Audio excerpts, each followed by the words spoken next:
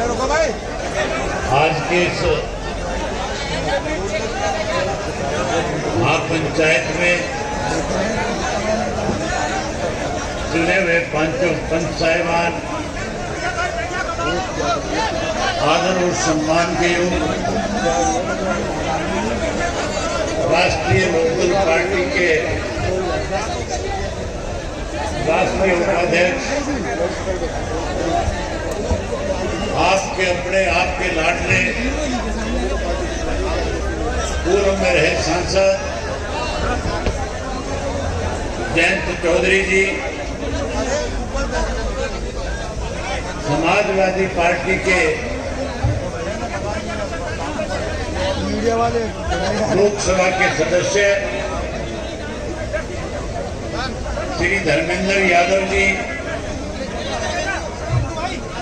पूर्व में रहे सांसद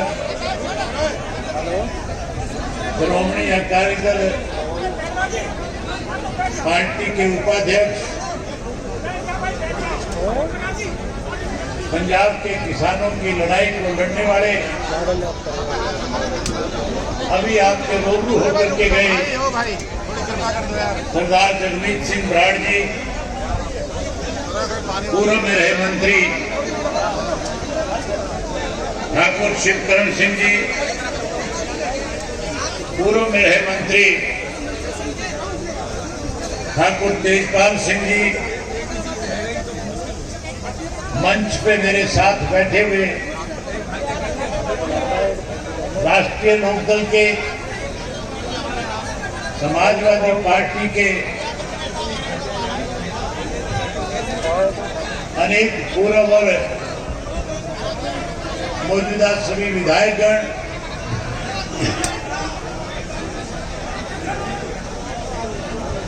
आज की इस महापंचायत में आए हुए आदरणीय बुजुर्गों, नौजवान साथियों, पत्रकार छायाकार दोस्तों, मैं सबसे पहले भगवान कृष्ण की इस धरती को नमन करता हूं, जिस धरती ने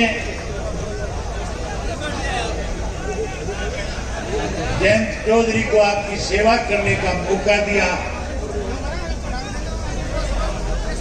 साथियों, आप काफी लंबे समय से बैठे हैं, आप सुनना जयंत चौधरी जी को चाहते हैं, इसलिए मैं आपके और इनके बीच में ज्यादा वादा ना बन करके केवल दो बात आपसे करने के लिए आया हूं। मेरे से पहले बराड़ साहब ने, त्यागी जी ने बहुत खुल करके आपके सामने बताया, इस देश में जब से भारतीय जनता पार्टी की सरकार बनी, सरकार बनने के बाद भारतीय जनता पार्टी के लोगों ने किन हालात से इस देश को गुजारने का काम किया, किन किन दिक्कत और कठिनाइयों का इस 6 साल में आपको सामना करना पड़ा, कैसे हालात आज उत्तर प्रदेश के इस भारतीय जनता पार्टी के राज ने बनाए, किस तरह से आज इस प्रदेश के अंदर जहां सबसे बड़ी बात भारतीय जनता पार्टी के लोगों ने, देश के प्रधानमंत्री ने आज से 6 वर्ष पहले हरियाणा के पानीपत में एक बड़ी जनसभा करके उसके अंदर कहा था कि हम एक ऐसा अभियान देश में चलाना चाहेंगे। एक रैली रखी गई जिसका नाम दिया गया था बेटी पढ़ाओ बेटी बचाओ, बेटी को आगे बढ़ाओ। लेकिन आज न केवल उत्तर प्रदेश में बल्कि पूरे भारतवर्ष के अंदर जहां जहां भारतीय जनता पार्टी की सरकारें हैं, जिन जिन राज्यों में ये लोग सत्ता में काबिज हैं, वहां बेटियां बचाना तो दूर की बात है, बेटियों को पढ़ाना नामुमकिन है। कैसे बेटियों को सुरक्षित रखा जाए? जब किसी दलित के गरीब के घर में बेटी पैदा होती है, वो इस बात को लेकर के चिंता करता है कि मैं अपनी बेटी को कैसे बड़ा करूंगा, कैसे पढ़ाऊंगा, कैसे आगे बढ़ाऊंगा। अगर किसी गरीब की बेटी स्कूल कॉलेज में पढ़ने जाती है तो माँ बाप को इस बात को लेकर के चिंता सताती है कि पता नहीं शाम को मेरी बेटी किन हालात में मुझे मिलेगी। आज उत्तर प्रदेश में जिस तरह से भेड़ बेटियों के साथ दुर्गंदगी की जा रही है, जिस तरह से आपसे 40 किलोमीटर दूर हासत के अंदर एक गरीब वाल्मीकि की बेटी को सरेआम 4 लोग उठा करके ले गए। पहले उसके साथ बलात्कार किया, फिर उसके हाथ पैर तोड़ करके जीभ काट करके उसको फेंक दिया गया। और जब उस गरीब परिवार के आंसू पूछने के लिए अलग अलग राजनीतिक दलों के लोग उनके परिवार को सांत्वना देने के लिए उनके पास जा रहे थे, जहां सरकार की जिम्मेवारी बनती थी कि उन दरिंदों को पकड़ करके फांसी पे लटकाने का काम करते, ताकि आगे से कोई इस तरह की हरकत कर ना सके। साथियों, बजाय उनको, उन अपराधियों को सजा दिलाने के, उन अपराधियों को फांसी पे तोड़ने के, उनको संरक्षण देने का काम किया। और जो राजनीतिक घरानों के लोग, जो राजनीतिक पार्टियों से जुड़े हुए लोग जो उस गरीब माँ बाप को जाकर के सांत्वना देना चाहते थे, किस तरह से पुलिस लगा करके जहां उनको रोकने का काम किया, वहीं जयंत चौधरी जी जब अपने साथियों के साथ उस गरीब परिवार से मिलने जा रहे थे, इस उत्तर प्रदेश की सरकार ने जहां उनको सम्मान के साथ उस घर तक लेकर के जाना चाहिए था, न केवल उनको रोकने का काम किया, बल्कि साथियों उन पे लाठियां बरसा करके उत्तर प्रदेश की सरकार ने कहीं किसान को यह एहसास कराने की कोशिश करी कि अगर कहीं भी किसान ने इकट्ठा होकर के किसी भी तरह का कोई आंदोलन चलाने की कोशिश करी या किसान ने सरकार को कहीं चेताने के लिए इकट्ठा होने की कोशिश करी, तो जिस तरह से जयंत चौधरी को अपमान किया गया, उसी तरह से प्रदेश के, देश के किसान को अपमानित करने का काम करेंगे। मैं बधाई देता हूं आप सबको, बधाई देता हूं आयोजकों को कि आपने आज न केवल उत्तर प्रदेश की सरकार को इस बात का एहसास करा दिया, बल्कि आज जिस बड़ी संख्या में आप इकट्ठा हुए, आज से 3 दिन पहले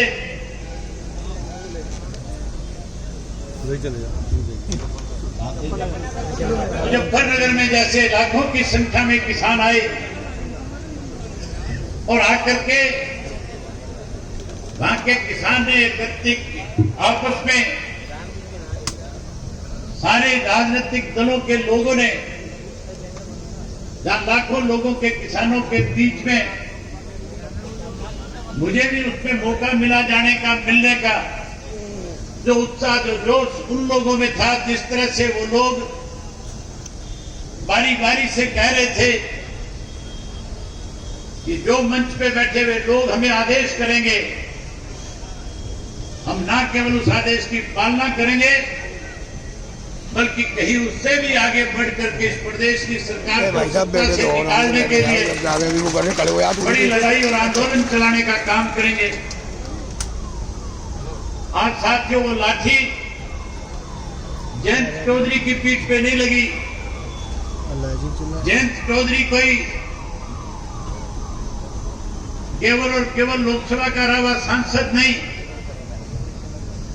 जयंत चौधरी कोई पूर्व में रहा विधायक नहीं, जयंत चौधरी का उस घर परिवार में जन्म हुआ है जिन्होंने न केवल इस देश की आजादी की लड़ाई लड़ी, बल्कि देश के किसान को अपने पैरों पे कैसा खड़े हो सके उसके लिए इस देश और प्रदेश में ऐसे कानून बनाए जिससे किसान की आवाज को आज केंद्र और प्रदेश की सरकारों को सुनने पे मजबूर होना पड़ रहा है। जयंत चौधरी उस शख्स के होते हैं जो इस देश के प्रधानमंत्री के पद तक गए। चौधरी चरण सिंह वो शख्सियत थे जिन्होंने न केवल उत्तर प्रदेश के किसान को संचित करने का काम किया था, बल्कि कश्मीर से लेकर के कन्याकुमारी तक के किसान को, जो मेरे से पहले जैसे जगमीत प्राण जी कह रहे थे कि पगड़ी बांधने वाला कोई भी शख्स है, जब वो अपनी पगड़ी समेटता है, जब वो अपनी पगड़ी बांधता है, हर बुजुर्ग को पगड़ी बांधते दफा दो आदमियों के नाम उसकी जबान के ऊपर खड़े हो जाते हैं। कहते हैं कि चौधरी चरण सिंह अगर हमारे देश के अंदर पैदा ना होते तो आज ग्रामीण का जो मंत्रालय इस देश में बनाया गया, गांव के लोगों के बीच में केंद्र का 50% पैसा खर्च करने का जो काम आज हो रहा है, शायद वो पैसा गांव की बजाय शहर में खर्च होता, गांव के लोगों की अनदेखी होती। दूसरा नाम चौधरी देवीलाल का आता है। जब किसान के ऊपर केंद्र की कांग्रेस की सरकार अत्याचार कर रही थी, चौधरी चरण सिंह के नेतृत्व में चौधरी प्रकाश सिंह चौधरी देवीलाल जी ने और सरदार प्रकाश सिंह बादल ने किसान की लड़ाई लड़ करके किसान को सम्मान देने का काम किया था। साथियों, मुझे वो दिन आज भी याद है जब इस देश के अंदर मोरारजी भाई देसाई देश के प्रधानमंत्री बने। इमरजेंसी के बाद जब जनता पार्टी सत्ता में आई थी, चौधरी चरण सिंह उस मंत्रालय में, उस सरकार में मंत्री थे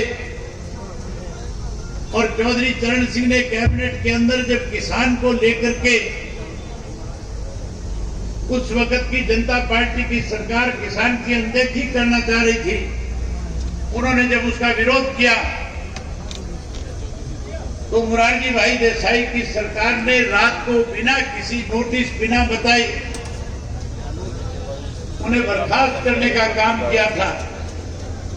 जब चौधरी चरण सिंह को मंत्रिमंडल से बर्खास्त कर दिया, उस वक्त में हरियाणा में चौधरी देवीलाल मुख्यमंत्री थे, पंजाब में सरकार प्रकाश सिंह बादल मुख्यमंत्री थे, उत्तर प्रदेश के अंदर बनारसी दास गुप्ता मुख्यमंत्री थे, रामनरेश यादव मुख्यमंत्री थे और इसी तरह से बीजू पटनायक उड़ीसा के मुख्यमंत्री थे, बिहार के कर्पूरी ठाकुर मुख्यमंत्री हुआ करते थे। चौधरी देवीलाल को जब इस बात का सवेरे पता चला कि चौधरी चरण सिंह को मंत्रिमंडल से बर्खास्त कर दिया, वो चंडीगढ़ से चल करके चौधरी चरण सिंह के घर सीधे गए और वहां जाकर के चौधरी चरण सिंह से उन्होंने कहा कि चौधरी साहब, मंत्रिमंडल से केवल आपको बर्खास्त नहीं किया, बल्कि आज पूरे देश के किसान को इस जनता पार्टी की सरकार ने बर्खास्त करने का काम किया है। हम इस अपमान का बदला लेंगे और इस सरकार को मजबूर कर देंगे कि फिर से किसान का सम्मान इस देश पे हो। इसके लिए आपको इस पद से भी बड़े पद पे बैठाने का काम करेंगे। और साथियों वही हुआ। 9 अगस्त को दिल्ली के वोट क्लब के ऊपर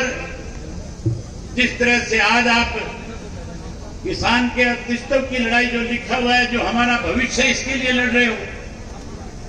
उस वक्त भी किसान का अपमान का बदला लेने के नाम के ऊपर पूरे देश के किसान से कहा था कि जो दिल्ली हमारी वजह से चलती है, जिस दिल्ली की पार्लियामेंट में हमारे वोट की ताकत की वजह से लोग मेंबर पार्लियामेंट और मंत्री के पदों तक पहुंचते हैं, हम उस दिल्ली में अपना अपमान कोई करे उसको सहन नहीं करेंगे।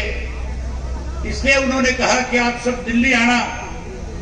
और साथियों, दिल्ली में उस दिन इतनी बड़ी भीड़ किसान की हुई थी, आज तक भी दुनिया के किसी देश के अंदर उतनी बड़ी संख्या में लोग इकट्ठे नहीं हुए।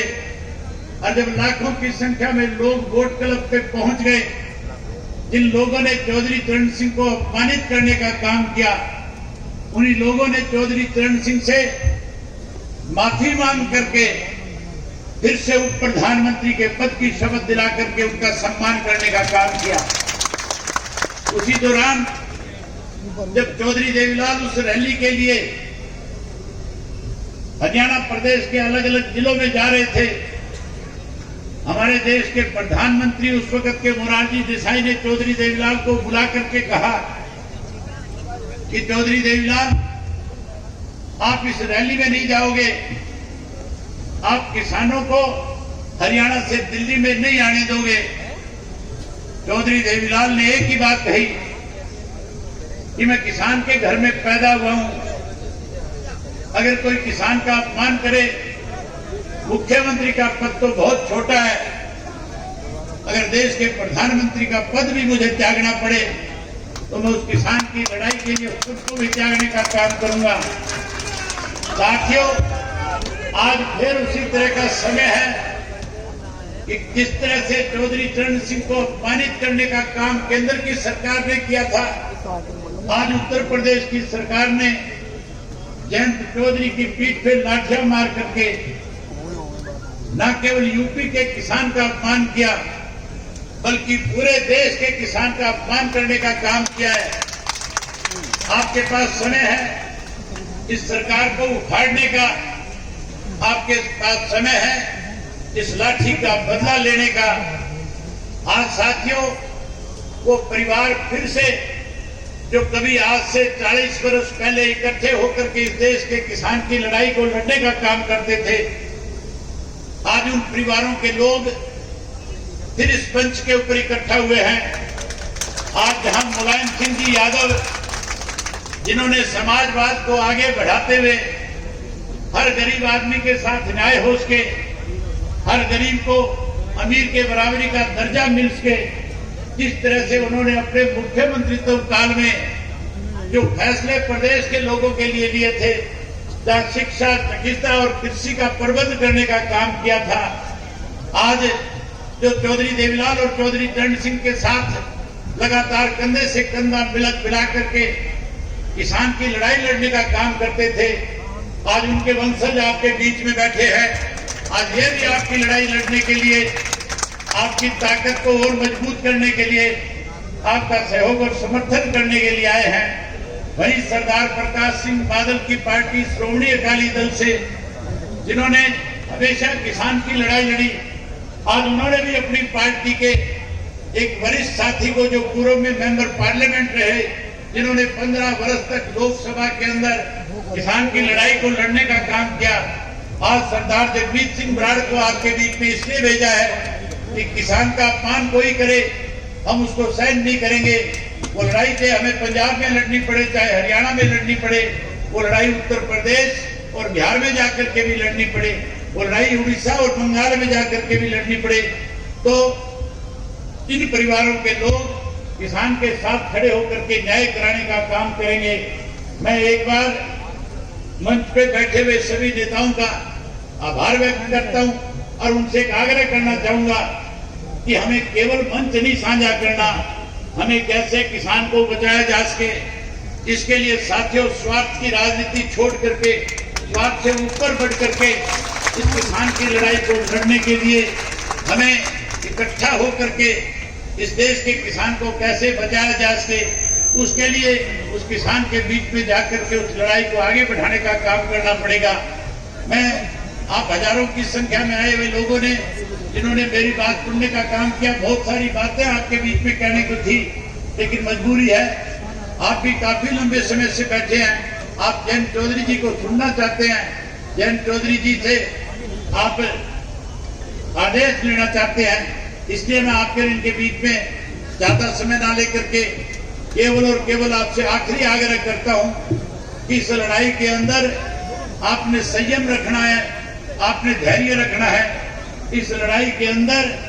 आपको जात पात और धर्म के नाम पे बंटना नहीं है। ये भारतीय जनता पार्टी के लोग फिर कल हिंदू और मुसलमान का नारा देकर के कहीं ना कहीं आपको बांटने का काम करेंगे। किसान की कोई जात नहीं है, किसान का कोई धर्म नहीं है, खेती करने वाला केवल और केवल किसान है। अगर कोई किसान को अपमानित करने का काम करे तो फिर किसान को इकट्ठे होकर के उस आदमी को, जैसे मेरे से पहले बताया गया था कि एक वक्त ऐसा भी था हमारे बीच में कि कोई आरएसएस का झंडा लेकर के, जनसंघ का झंडा लेकर के गांव में आता था, गांव के लोग उसको अपने गांव के चौक में बुलाने की बजाय गांव के बाहर से धकेल करके निकाल दिया करते थे।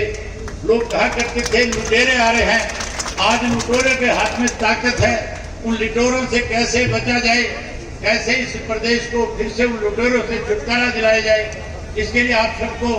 इकट्ठा होना पड़ेगा, संयम के साथ लड़ना पड़ेगा। लोकसभा और विधानसभा के चुनाव जब आए, इन लोगों को धूल चटा करके अपने नेताओं को कुर्सी तक पहुंचाने का काम करना। आज फिर किसान के अस्तित्व की लड़ाई है। आपने इस योगी को, ढोंगी को भगाना है और किसान के बच्चे को इस प्रदेश की मुख्यमंत्री की कुर्सी तक पहुंचाने का काम करना है। यही बात आपसे कहने और करने आया था। आपने मेरी बात सुनी, आप सबका बहुत धन्यवाद। जय भारत, जय उत्तर प्रदेश।